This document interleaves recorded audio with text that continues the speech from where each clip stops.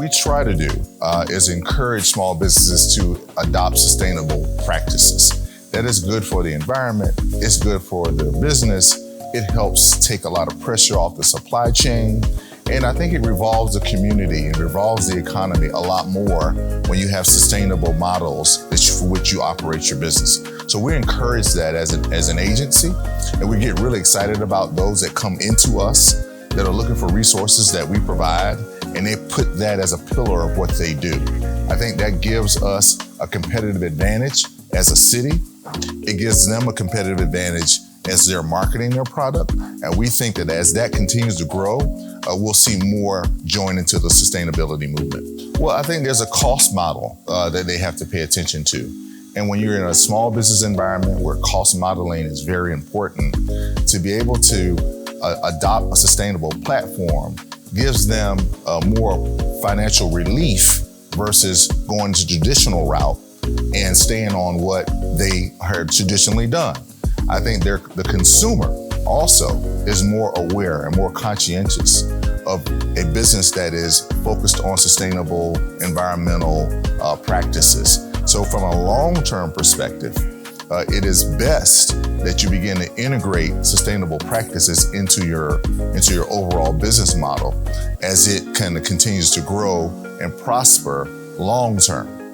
The longer you wait, the more it costs. And so we're trying to make sure that we put that into the mentality of the business owner, of the entrepreneur, that this is a way forward versus being status quo.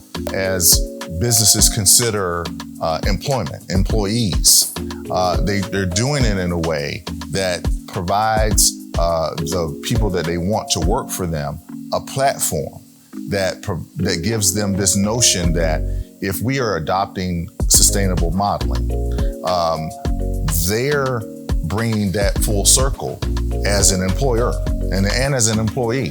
So bringing that full circle mentality into the overall metrics of what it takes to run a business is where I see this whole movement going toward. I don't think that is a challenge in and of itself to say that we are that kind of business. Right behind me, they're recycling everything. And I think that when you recycle everything, that gives the employee this kind of spirit that suggests that we can bring that whole idea into the business that we're trying to work for. Well, one of the things we say at the DEGC, and one of the things we say to the people that we work with, is that we have a few things that we do all the time. One is we try to make sure that we are, as an agency, being very sustainable. Two, we put equity into everything we do. And three, when we can carry those two messages forward, it begins to spread amongst those that we have an interaction with. So if we put that in place and put that at the forefront of what we do, then I think that is the way forward as we continue to build Detroit as a global model and a global center for sustainable practices. When the Green Building Guide was put into play, much like what happened when we were in pandemic times, there was a want to learn how to do it, but there wasn't a roadmap on how to do it. And so the Green Building Guide was designed to show those small businesses and others what principles to adopt and how to adopt them in order to get them from where they were to where they wanted to be. And so that roadmap has been very popular. It has also given the small business community the pride that it takes in order to put that into their business planning and operations. A lot of our downtown buildings have been redeveloped. And in order for them to get LEED certified, they put in certain systems to raise their LEED score. And we know that because of their redevelopment and because the credits are involved, that it incentivizes the developer and or building owner to put in those kinds of modeling and put in those kinds of systems. So it is an incentive. It's the right kind of incentive. And it does help our city become more environmentally safe and savvy.